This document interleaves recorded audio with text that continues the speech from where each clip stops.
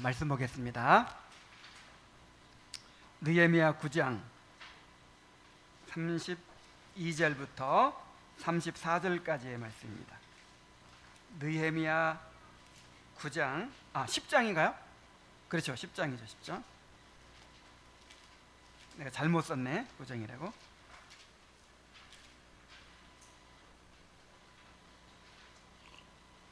자, 10장 32절부터 34절입니다.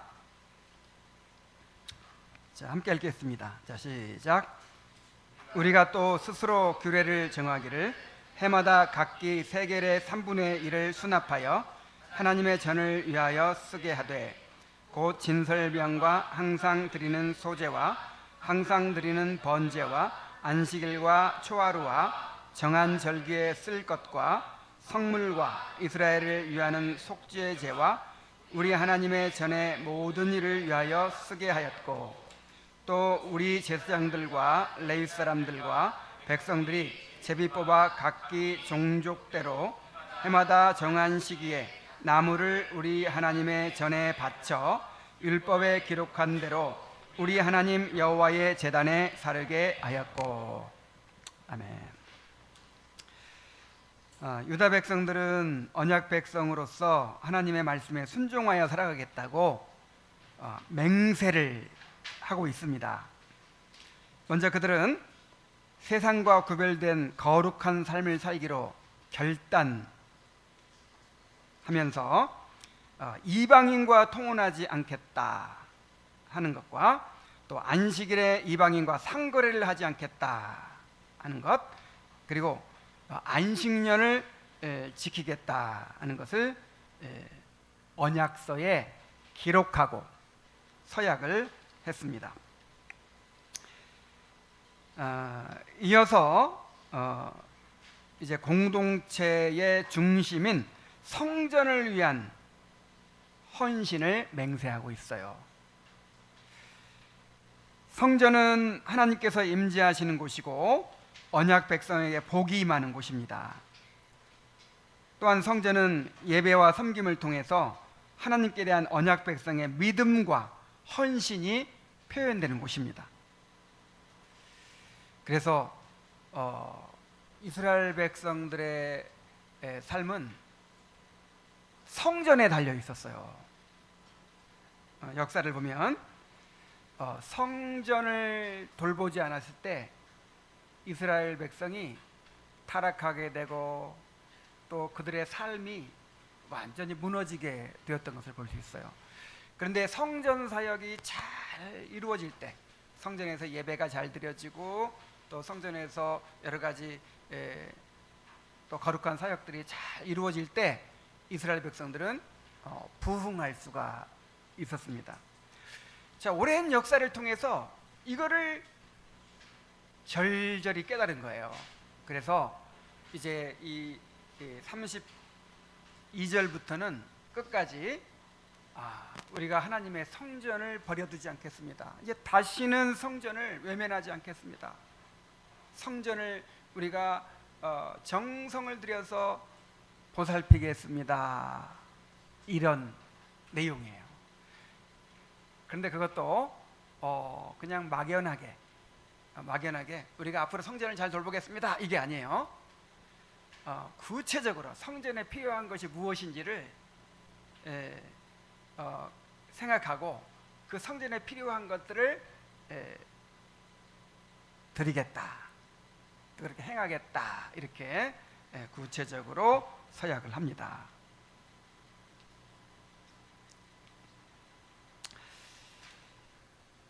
자, 그래서 우리가 이들의 그 성전을 버려두지 않겠습니다라고 한 이 맹세를 살펴보면서, 자, 오늘날의 성전이 어디죠? 교회죠. 오늘날의 성전은 교회죠. 그래서 우리가 이 교회를 어떻게 섬겨야 될 것인가? 하나님께서 그리스도 안에서 하늘에 속한 모든 신령한 복을 우리에게 베풀어 주신 이 통로인 이 교회를 우리가 어떻게 사랑하고 섬겨야 할 것인가를 이 말씀을 통해 잘 깨닫게 되기를 바랍니다. 자, 그들은 먼저 성전세를 드리기로 서약을 합니다. 32절에 봅니다. 우리가 또 스스로 규례를 정하기를 해마다 각기 세겔의 3분의 1을 수납하여 하나님의 전을 위하여 쓰게 하되 그랬죠. 자, 성전을 새로 건축을 했잖아요. 귀환민들이 돌아와 가지고 이 스룹바벨의 영도하에 성전이 새로 건축했어요. 근데 성전이 지어졌다고 해서 성전 사역이 잘 이루어지는 게 아니에요. 성전을 운영하려면 막대한 돈이 필요해요. 뭐가 필요해요? 돈이 필요해요. 성전 건물의 유지 보수와 성전의 기구들을 관리하는데 돈이 많이 들어갑니다. 또한 성전에서 매일 제사를 드리는데도 그 밖에 여러 가지 사역을 진행하는 데에도 많은 돈이 필요했어요. 왕정 시대에는 왕실의 후원이 있었고 또 그 밖에도 많은 헌물이 드려졌기 때문에 성전을 유지하는 데 어려움이 없었습니다. 그러나 지금은 왕이 없잖아요. 그리고 나라도 너무 미약한 상태에 있었기 때문에 성전 운영 비용이 나올 곳이 없어요. 자, 그러다 보니 성전이 제대로 관리가 되지 않고 성전의 예배와 사역이 제대로 이루어질 수가 없었습니다. 나중에도 나오지만 모든 게 돈이에요. 하여간 성전에서 이루어지는 모든 사역이 다 뭐가 들어가요? 돈이 들어가요. 그러니까 성전에 돈이 없으면 성전의 사역이 제대로 이루어질 수가 없단 말이에요. 자, 그러다 보니까 성전 사역이 제대로 이루어지지 않으니까 어떻게 돼요? 백성들의 삶이 피폐해질 수밖에 없어요. 그래서 모든 백성들이 하나님의 성전을 위해 헌신하기로 맹세하면서 첫 번째로 해마다 3분의 1세겔씩 성전세를 바치기로 서약을 한 것입니다. 자, 이것은 율법에서 그렇게 명한 것도 아니에요. 자, 여기 보니까 뭐라고 그랬어요? 스스로 규례를 정했다. 어떻게 했다? 이거 율법에서 명한 것도 아닌데 자기들 스스로 성전을 운영하려면 돈이 필요해. 근데 지금은 왕도 없어서 누가 대줄 사람도 없어. 근데 성전은 계속 예배와 사역이 이루어져야 돼. 우리가 의무적으로 1년에 한 차례씩 3분의 1세겔씩 성전세를 드리기로 합시다. 이렇게 자발적으로 스스로 규례를 정했어요. 스스로. 자, 이것은 모세 율법에서 인구 조사할 때 드리도록 명한 속전의 규례와 연관이 있습니다. 출애굽기 30장 11절로 16절에 보면 여호와께서 모세에게 말씀하여 이르시되 내가 이스라엘의 자손의 수요를 조사할 때에 조사받은 각 사람은 그들을 계수할 때에 자기의 생명의 속전을 여호와께 드릴지니 이는 그들을 계수할 때에 그들 중에 질병이 없게 하려 함이라. 무릇 계수 중에 드는 자마다 성소의 세겔로 반세겔을 낼지니 한 세겔은 20개라라. 그 반세겔을 여호와께 드릴지며 계수 중에 드는 모든 자 곧 20살 이상 된 자가 여호와께 드리되 너희의 생명을 대속하기 위하여 여호와께 드릴 때에 부자라고 반세겔에서 더 내지 말고 가난한 자라고 덜 내지 말지며 너는 이스라엘 자손에게서 속전을 취하여 회막 봉사에 쓰라. 이것이 여호와 앞에서 이스라엘 자손의 기념이 되어서 너희의 생명을 대속하리라. 자, 이런 명령을 주셨어요. 인구 조사할 필요가 있죠. 우리나라 인구가 얼마나 되나 이거를 조사할 필요가 있어요. 가끔 예를 들어서 이제 군대를 일으키려고 한다든지 아니면 나라의 어떤 중요한 정책을 하려고 할 때 자, 우리나라의 모든 인구가 얼마나 되나 이렇게 인구 조사를 해야 되겠죠. 근데 인구조사는 굉장히 위험한 일이에요. 어떤 면에서 위험하냐면 교만해질 수가 있어요. 자, 다윗이 뭐 하다 망했죠? 인구조사. 이게 굉장히 위험한 일입니다. 그래서 너희 중에 질병이 없도록, 이 말이 무슨 말이에요? 인구조사하다가 저주받을 수 있다 이 말이에요. 징계받을 수 있다 이 말이에요. 그러니까 야, 우리가 이렇게 강한 나라가 됐어. 우리의 군사가 이렇게 수요가 많아. 자, 이런 식으로 그 인구조사하는 것 자체가 굉장히 위험한 일이에요. 교만해지게 돼 있어요. 그래서 인구조사할 때 반드시 뭐 하라고 했냐면 생명의 속전을 내라. 20세 이상 남자들의 이제 수요를 세는데 한 사람당 반세겔씩 생명의 속전을 내라 그랬어요. 자, 이것은 무엇을 의미하냐면은 이스라엘 백성 전체가 하나님의 구속의 은혜로 존재하며 하나님의 소유임을 고백하는 행위였어요. 그러니까 인구조사하면서 야, 우리가 이렇게 큰 나라가 됐어. 이제 우리나라 아무도 못 건드려. 야, 우리가 이렇게 힘이 있어. 그럼 어떻게 된다고요? 그렇게 망해요. 인구조사하면서 어떤 마음이 들어야 돼요? 겸손해져야 돼. 야, 하나님의 은혜로 우리가 이렇게 수요가 많아졌어.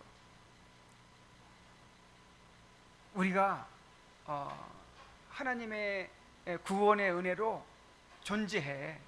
그리고 하나님의 구원의 은혜로 우리가 살아가고 있어. 한 사람 한 사람이 다 누구의 은혜로? 하나님의 은혜로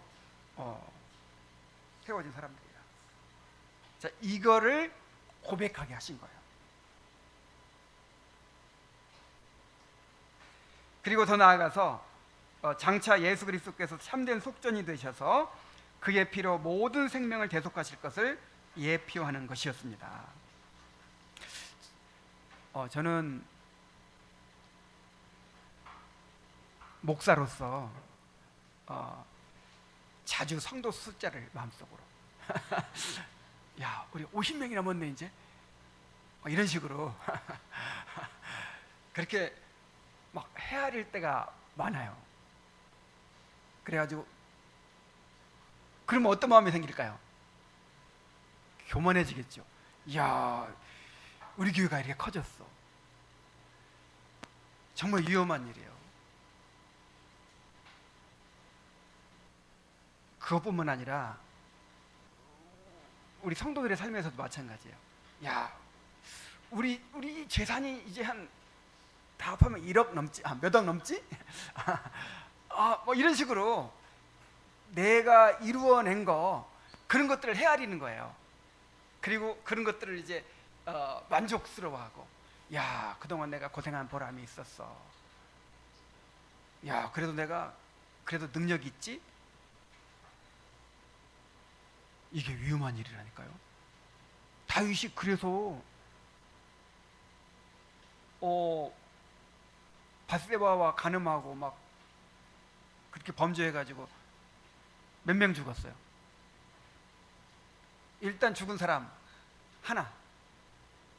그 밧세바가 잉태한 아이가 죽었잖아요. 근데 인구조사 해가지고 교만해져서 죽은 사람이 몇 명이에요? 7만 명. 7만 명. 자, 우리가 교만해지면 망합니다. 그래서 저 헤아리려면 꼭 속전을 드리세요. 생명의 속전을. 이게 다 누가 주신 거예요? 하나님이 나를 긍휼히 여기시고, 정말 부끄러워요. 너무 자주 교만해져요. 너무 쉽게 교만해져. 이 성도들 한 사람 한 사람, 내가 노력해서 데려온 사람 아무도 없어요. 내가 노력해가지고 변화시킨 사람 아무도 없어. 다 하나님께서 오게 해주시고 하나님께서 변화시켜 주시고, 이 부족한 설교를 듣고도 그렇게 안 도망가게 하시고 은혜 받게 하시고 그래가지고 이렇게 다 있는 건데 숫자를 세알이다 보면은 이야 그래도 우리 교회가 몇 명은 되지. 이제 안정권에 들었지 뭐 이런 마음. 그러니까 하나님께서 그냥 이런 마음 깨뜨리시려고 그냥 또 그냥 떠나게 만드시고 그러는 것 같아요. 자, 교만해지지 않도록 생명의 속전을 들으시기 바랍니다. 자, 이렇게 인구조사할 때마다 반세겔씩 드리던 것을 이제 성전세라는 개념으로 해마다 3분의 1세겔씩 드리기로 한 거예요. 자, 인구조사할 때마다 생명의 속전으로 반세겔씩 받아가지고 그걸 어디다 쓰라고 했냐면 성전 운영 비용으로 써라 그랬어요. 무슨 비용? 성전 운영 비용. 자, 이거를 이제 스스로 발전시킨 거예요. 자, 우리가 인구조사할 때마다 이렇게 내게 돼 있는데 이거를 아예 성전세로 만들어 가지고 해마다 우리가 드립시다. 그래서 그때는 너무 가난하고 힘드니까 반세겔은 아니고 3분의 1세겔. 자, 그때부터 이것이 이제 그 규례가 돼 가지고 그게 언제까지 이어지냐면 예수님 당시까지 이어져요. 그래서 예수님도 성전세 냈어요. 그거 아시죠? 예수님한테 성전세 내라! 그러니까 예수님이 나는 하나님의 아들이라 낼 필요 없는데 그렇지만 뭐 이 덕을 위하여 내도록 하자. 그러면서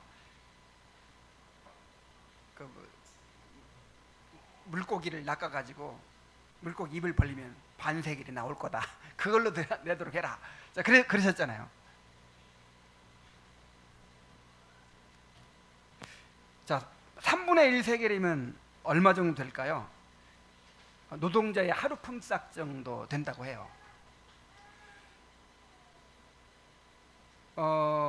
그래서 뭐 오늘날로 환산하면 한 10만 원 된다고 그냥 단순하게 생각할 수 있어요.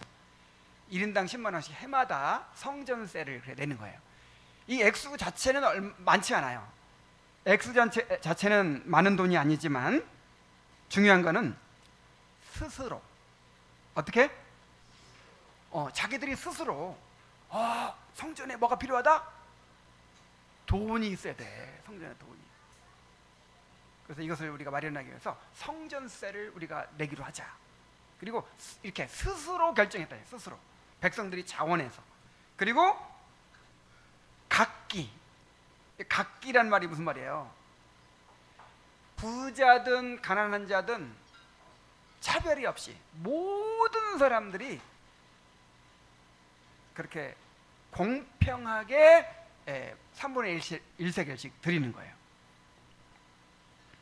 이것은 모든 백성들이 성전에 대한 책임을 함께 지고자 했다는 데 의미가 있습니다. 그래서 구약교회가 신약교회로 발전해 가는 그 중간 정도에 있다고 했죠. 이 느헤미야 시대가. 그래서 이 오늘날의 이 교회 생활에 대한 이 원리가 너무나 잘 드러나 있는 거예요.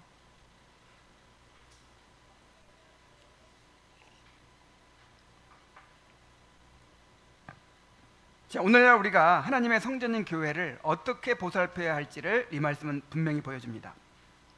교회는 그리스도의 몸이에요. 그리고 우리 모두는 그 몸의 지체입니다. 또한 교회는 하나님의 성전이고 성도들은 그 건물을 함께 이루는 산 돌들입니다. 그러므로 교회의 예배와 사역이 온전히 이루어지도록 보살피는 일은 직분자들만의 일이 아니고 교회에 속한 모든 성도가 함께 감당해야 할 공동의 책임입니다.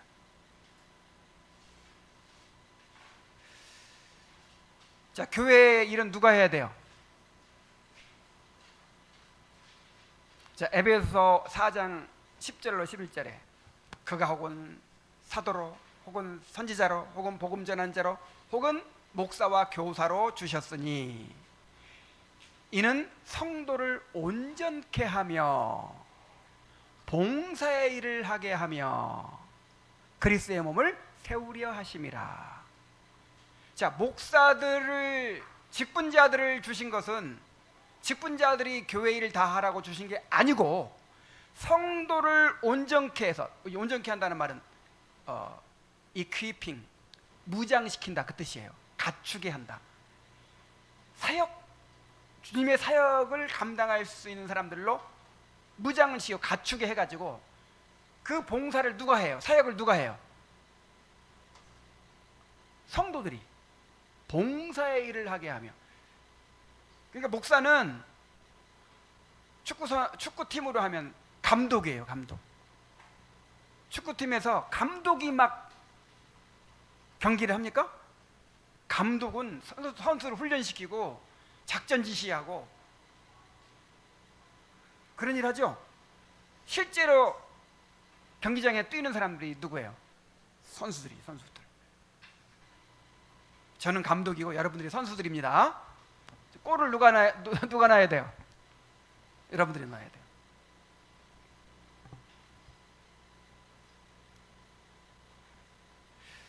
그러니까 이 오늘날 이 대형 교회가 지금 표준이 돼 있잖아요. 훌륭한 게 좋은 교회가 어떤 교회예요? 큰 교회잖아요. 근데 큰 교회는 이미 교회의 본질을 잃어버렸어요. 다 익명의 사람들이 모여가지고 개인적으로 신앙생활하는 거예요. 그래가지고 이 공동체성이 없어요. 큰 교회는 이 교회의 본질을 잃어버린 거예요. 그래서 자꾸 큰 교회를 표준이라고 생각하니까 물론 내가 교회 가서 뭐 이제 뭐 교사도 하고 뭐 여유 있는 사람이 뭐 섬기기도 하고 막 하지만 이것이 내 책임이라고까지는 생각하지 않는 거예요. 근데 진짜 교회의 모습은 어떤 모습이에요? 누가 봉사의 일을 해요? 성도들이. 우리 몸을 보면 알잖아요. 몸을 보면 알죠. 모든 지시는 머리로부터 받지만 이 교회의 머리이신 그리스도께서 이제 주님이 주인이 되시지만 실제로 모든 활동을 하는 건 지체들이잖아요.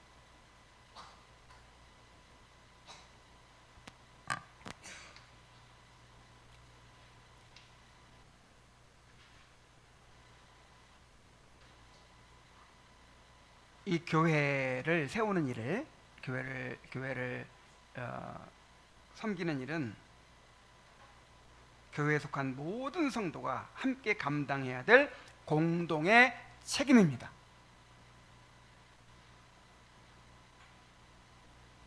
우리는 교회 회원으로 가입할 때 이미 그렇게 하겠다고 서약했어요. 자, 했어요, 안 했어요? 이게 맹세한 거예요, 맹세. 우리 정교인 서약했죠? 이 교회를 그렇게 섬기겠다고. 그 서약 지키세요. 그거 하나님 앞에서 한 거예요. 그래서 이 교회에서 어떤 부족한 점이 발견되는 거예요. 자, 부족한 점이 발견되면 어떻게 해야 돼요? 이놈의 교회는 왜 이 모양이야 하면서 뭐가 부족하니, 뭐가 안 좋으니, 꼭 제3자적인 입장에서 그렇게 판단하고 불평하고, 이것은 아직 교회가 뭔지를 모르는 거예요. 내가 서약했잖아요. 이 교회 회원으로 가입할 때 그렇게 서약했잖아요. 먼저 자신의 책임을 돌아보고, 이 부족한 문제가 누구 책임이에요? 자, 누구 책임이에요? 내 책임이에요, 내 책임. 목사 책임이라는 말이 아니고 자신의 책임이라는. 그래서 먼저 회개해야 돼. 내가 먼저 회개. 이놈의 교회는 어떻게 사랑이 없어? 자, 사랑이 없는 게 누구 책임이에요? 일단 내 책임이에요. 내가 이 사랑이 부족하게 만든 그 책임을 일단 내가 먼저 회개하고 내가 먼저 순종하면서 어떻게 하면 더 사랑이 많은 교회가 될 수 있을지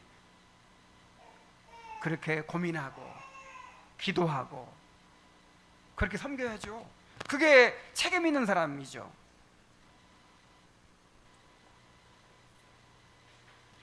자, 유다 백성들처럼 우리 모두가 동일한 책임감으로 하나님의 성전된 교회를 돌보기로 결단하게 되길 바랍니다. 모두가 공동의 책임을 가지고 있어요. 목사라고 해서 집사라고 해서 더 큰 책임 있는 게 아니에요. 물론 이제 그 위치가 하나님 앞에서 더 큰 책임을 지겠지만은 그 책임감을 갖는 그 자체는 동일한 거예요.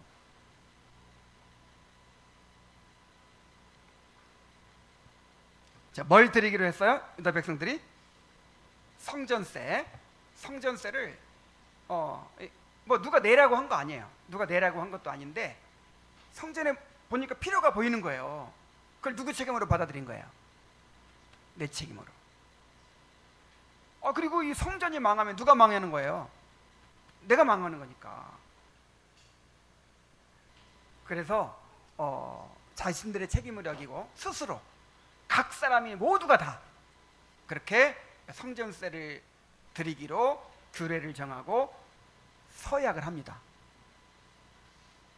자, 그 다음에 유다 백성들은 이 성전세를 통해서 모아진 돈으로 제사에 쓸 성물을 온전히 준비하여 드리기로 또 서약을 합니다. 33절입니다.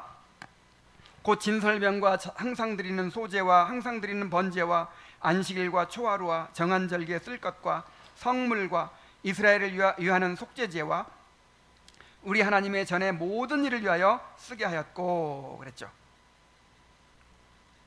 자, 성전에서는 항상 하나님께 드릴 제물이 준비되어야 했습니다. 자, 진설병이 뭡니까? 성소 안에 떡상에 올리는 12개의 떡인데 매주 안식일마다 새 떡으로 바꾸어 놓아야 했습니다. 이 떡은 이스라엘 12지파를 상징하며 하나님께서 자기 백성을 항상 기억하신다는 언약적 의미를 담고 있었어요. 항상 드리는 소제는 고운 가루에 기름과 유향을 더해 만든 것으로서 빈대떡 비슷한 거예요. 번제와 함께 매일 아침과 저녁에 드려졌습니다. 또 항상 드리는 번제는 하루 2번씩 아침과 저녁으로 드려지는 제사로서 하나님의 끊임없는 은혜에 대한 백성들의 헌신을 표현한 제사였어요. 물론 이게 다 예수 그리스도를 상징하는 것이죠. 그 외에도 안식일날, 초하룻날, 정한 절기에 드려지는 특별한 제사들이 있었고 성물은 감사와 화목제를 위한 제물을, 또 이스라엘을 위한 속죄제는 대속죄일에 백성 전체를 위하여 드리는 희생제사를 의미합니다. 물론 해마다 드리는 성전세만으로 이 많은 제물들을 다 충당하는 것은 아니었죠.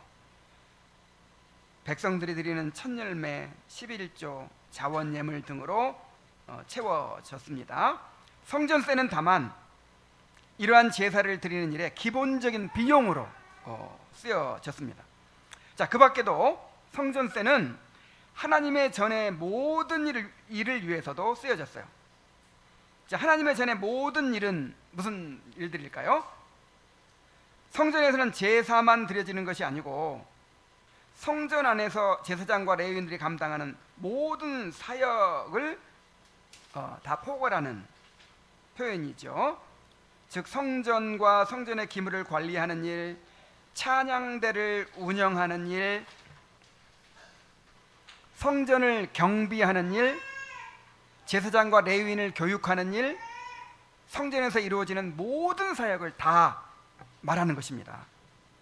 자, 이 모든 사역에 뭐가 필요해요? 돈이 필요해요. 돈. 하여간 움직였다 하면 돈이야.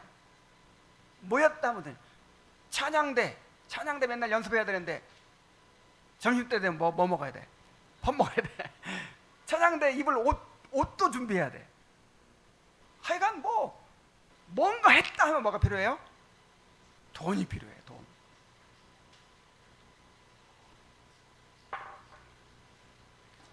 자, 이러한 모든 사역에 돈이 필요하니까 이렇게 성전을 관리하는 일에 필요한 돈을 성전세를 들여서 부족함이 없게 하겠다라고 서약한 것입니다.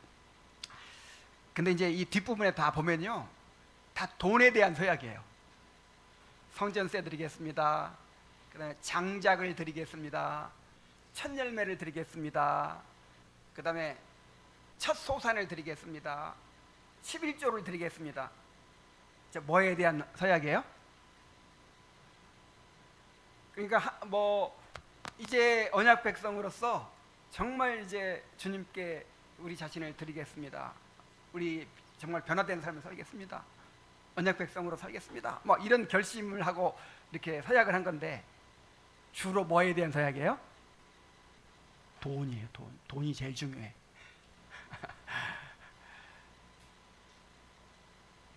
여러분, 우리 신앙이 실제적으로 어디서 드러납니까?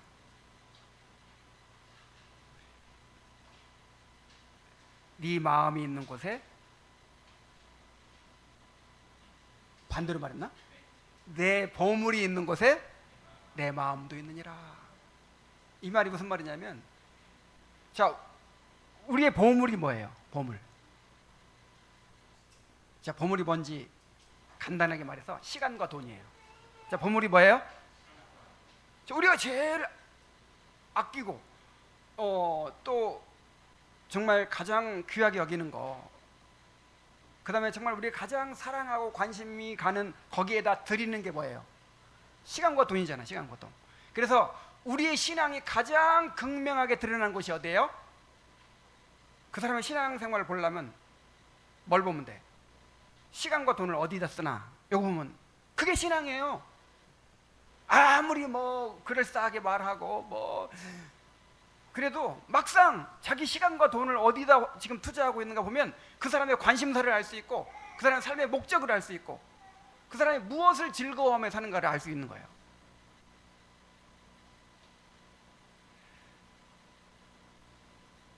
그래서 이 신앙은 뭐 신앙생활을 하면 뭐 돈을 초월하는 것으로 우리 생각하는데 절대 그게 아니에요. 돈을 통해 드러나는 거예요. 자, 예수님께서 한 40가지 비유를 말씀하셨대요. 40가지. 그 중에 돈 얘기가 16가지예요. 그 외에도 너희 보물을 하늘에 쌓아둬라, 뭐 염려하지 말아라, 뭐 하여간 돈 얘기를 제일 많이 하셨어요. 왜? 백성들의 관심사가 뭐예요 지금? 돈이에요. 돈. 사람들의 제일 큰 관심사가 돈이야. 하나님 라이벌이 뭐예요? 돈이야. 돈.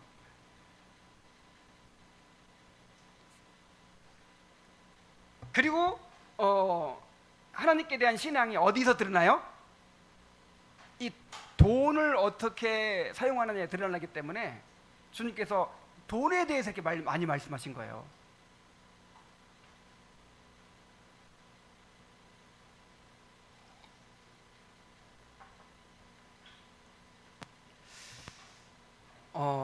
그래서 이제 이 교회에서 말씀을 전해도 우리 목사님은 헌금 얘기를 안 해. 정말 훌륭한 목사님이야. 절대 훌륭한 목사 아니에요. 예수님은 돈 얘기를 그렇게 많이 하셨는데, 그리고 돈이 그렇게 신앙생활에 결정적인 이 관건이 되는데 돈 얘기 안 하면 돼요?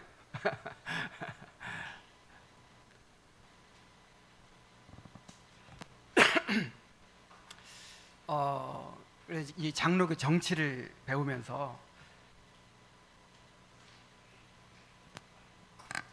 이게 참 놀란 게 있어요. 목사 청빙할 때 제일 중요한 게 뭔지 아세요? 이제 목사를 청빙할 때 제일 중요한 거, 목사 청빙할 때 목사 생활을 어떻게 책임질 것인가를 이렇게 딱 규정하도록 되어 있어요. 매월 사례비를 얼마 드리겠습니다. 목사님의 주택을 위해서 어떻게 하겠습니다. 이렇게 딱 서약을 하고 전교인의 서명 날인을 받아요. 그게 없으면 청빙이 안 돼.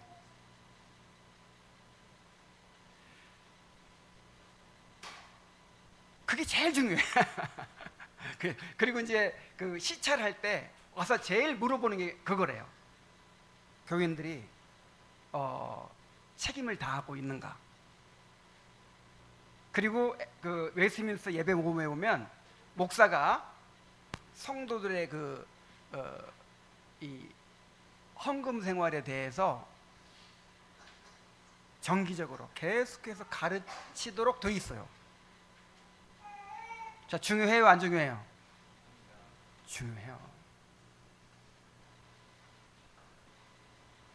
저는 복음서를 읽다가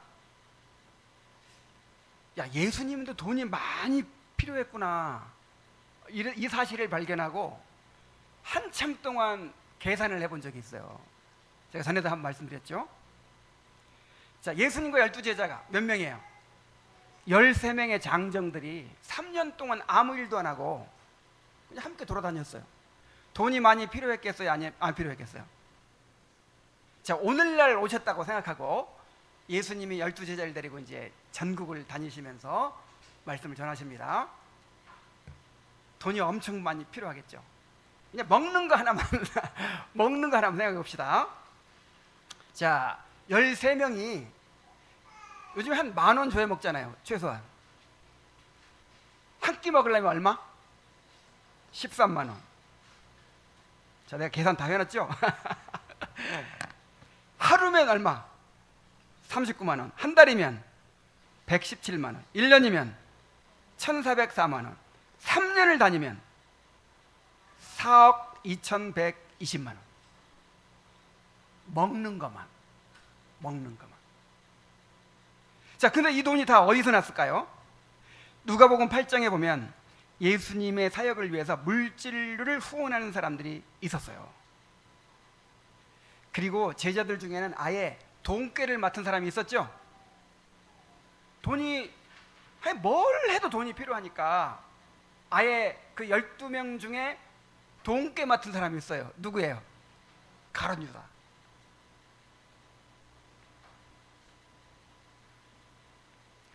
그래서 이 교회는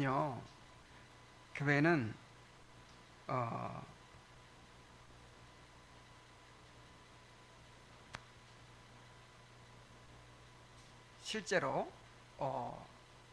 돈이 필요해. 무슨 모임을 하든 무슨 사역을 하든 무슨 모든 일에 뭐가 필요해요? 그래서 교회의 지체로서 관심을 가지고 감당해야 될 가장 기본적이고 중요한 책임 가운데 하나가 바로 교회의 재정적 필요를 함께 분담하는 일입니다. 교회의 사역과 예배, 교육과 선교, 그리고 구제와 봉사 등 모든 일에 돈이 필요하고 모든 성도가 이에 대해 관심을 가지고 함께 감당해야 된다는 거예요.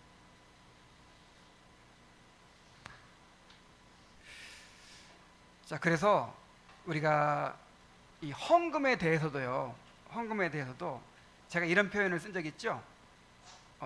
이것도 배웠어요. 우리가 헌금을 하나님께만 드리는 걸로, 물론 하나님께 드리는 거예요, 헌금은. 그러니까 이 보이지 않는 하나님을 향한 것이라고만 생각해요. 근데 우리가 육신을 가지고 있고 실제로 이 교회의 지체로서 또 책임을 감당하는 회원이잖아요, 회원. 그래서 자, 이 성전세를 보세요. 성전세. 이게 일종의 세금이잖아요, 세금. 그래서 11조에 대해서도 이게 회비의 개념이 있다는 거예요. 회비. 뭐라고요? 그러니까 이 보이지 않는 하나님께만 드리는 거다, 이런 생각만 가질 게 아니라 이건 우리가 교회 회원이라고 하죠. 교회 회원입니다. 정회원들은 이 회를 운영하는데 책임이 있죠. 회비라고 생각해요. 회비라고. 회비 안 내면 회원 될 수 있어요, 없어요? 회원 자격이 없는 거예요. 의무적으로 회비를 내야지.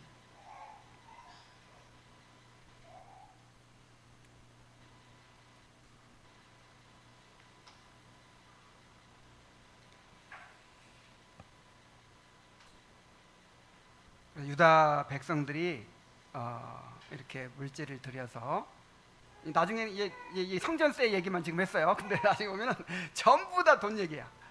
이렇게 필요를 감당하기로 그렇게 서약했던 것처럼 정말 이 교회의 지체로서 또 이 교회 회원으로서 책임감을 가지고 그렇게 하기로 결단하시기 바랍니다.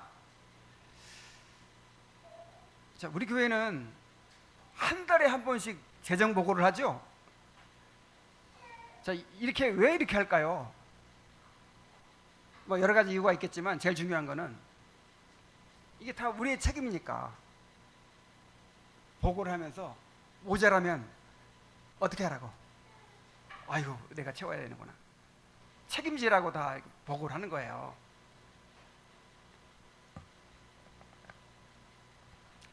자, 그 다음에 또 유다 백성들이 성전에 쓰일 나무를 드리기로 서약을 합니다.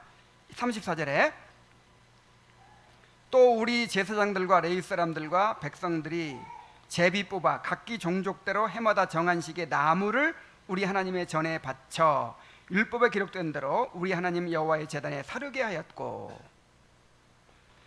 자, 성전의 번제단에서는 매일 제물이 불태워졌기 때문에, 자, 제물을 뭘로 불태워요? 장작을 쌓아놓고 그 위에 제물을 올려서 불태워 드리니까 장작이 많이 필요하죠. 스룹바벨이 재건한 성전은 솔로몬 성전보다 작았지만 번제단은 그 터 위에 그대로 세웠기 때문에 굉장히 컸어요. 가로 세로 9m, 엄청나요, 그죠? 가로 세로 9m, 높이는 4.5m입니다.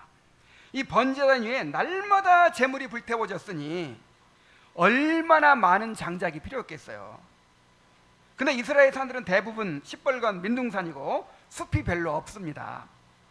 그래서 과거 왕정 시대에는 넓은 영토를 가지고 있었고 영토 중 일부에라도 산림이 있었기 때문에 장작의 공급이 원활하게 이루어졌어요. 그런데 느헤미야 시대에는 국토가 좁아지고 그나마 전쟁으로 황폐해졌기 때문에 장작을 구하는 것이 정말 어려웠어요.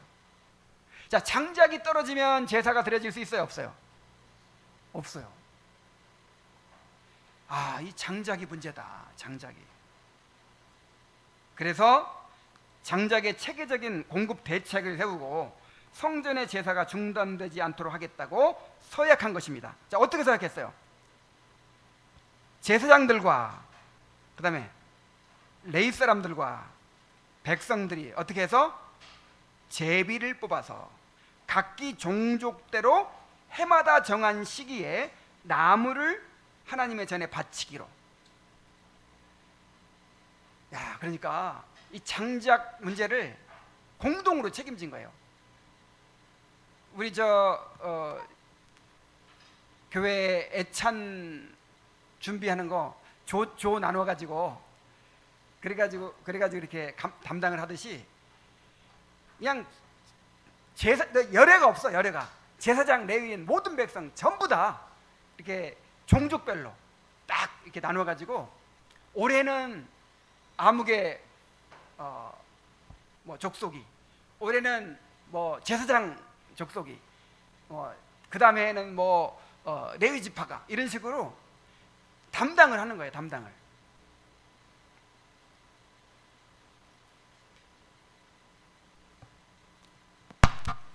그래서 저는 이거 보면서 그 성전 운영하는데 신경 써야 될 거 진짜 많구나. 자, 뭐도 신경 써야 돼요? 이 장작 공급하는 일이 이렇게 중요했던 거예요.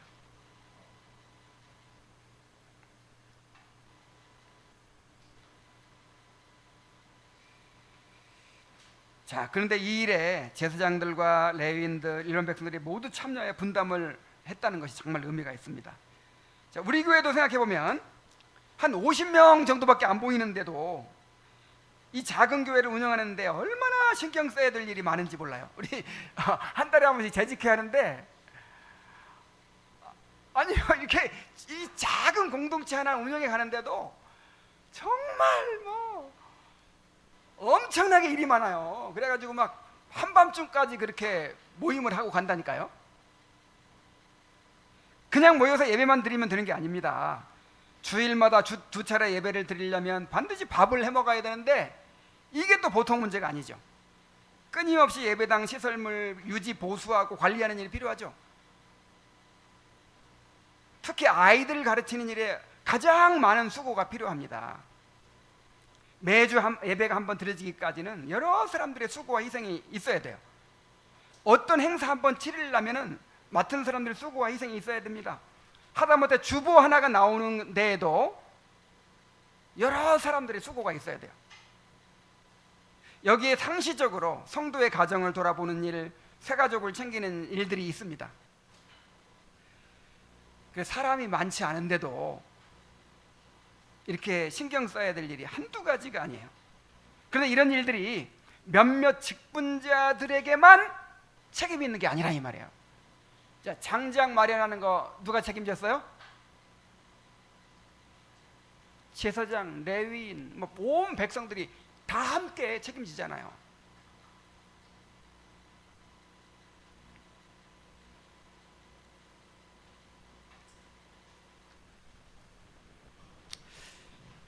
자, 시간이 벌써 많이 갔어요. 그래서 이제 뒤에 더 재밌는 게 나와요. 우리가 첫 열매를 드리기로 하겠습니다. 그 다음에 또 11조를 드리는 게 또 엄청나게 많아. 뭐뭐 드려요? 성전세 내야지. 그 다음에 장작 드려야지. 첫 열매 드려야지. 그 다음에 11조 드려야지. 참 드릴 것도 엄청나게 많다니까요. 자, 이거 하겠다고. 당시 유다 백성들이 너무너무 가난했어요. 너무 삶이 어려웠어요. 이런 상황에서도 우리 삶이 어디에 달려있다? 이 성전에 달려있다. 그래서 다음 주에 이제 말씀드리겠지만 39절 끝부분을 오늘의 결론으로 말씀드리겠습니다. 39절 끝부분에 뭐가 있어요? 그리하여 우리가 우리 하나님의 전을 버려두지 아니하리라. 어떻게 하리라? 하나님, 이제 우리가 다시는 성전을 버려두지 않겠습니다. 그동안 우리가 이렇게 삶이 피폐해지고 이렇게 어려워졌던 것이 성전은 버려두고 다 내 집만 더 앞세우고 그렇게 우선순위가 바뀌어진 데 우리의 문제가 있었습니다. 이제 다시는 성전을 버려두지 않겠습니다. 자, 이런 맹세입니다. 언약 백성의 삶은 언제나 하나님 중심, 말씀 중심, 교회 중심의 삶이어야 합니다. 주님께서는 먼저 그의 나라와 그의 의를 구하라고 말씀하셨어요. 문제는 언제나 자기중심적인 삶, 곧 우선순위를 뒤바꾸는 데서 시작이 됩니다. 우리도 유다 백성들처럼 결단해야 합니다. 다시는 주님의 성전을 방치하지 않겠습니다. 다시는 이 교회 중심의 삶을 놓치지 않겠습니다. 이 교회에서 이루어지는 모든 예배와 사역에 관심을 가지고 마음을 다해서 책임 있게 참여하겠습니다. 자, 그 중에 이렇게 이 모임에 참여하는 거, 이것도 너무 중요한 책임이에요. 야, 참 우리 교회가 이 수요 기도회가 이렇게 끊이지 않고 지속될 수 있었던 것은 우리 성도들이 책임 있게 이렇게 참여하고 있기 때문이에요.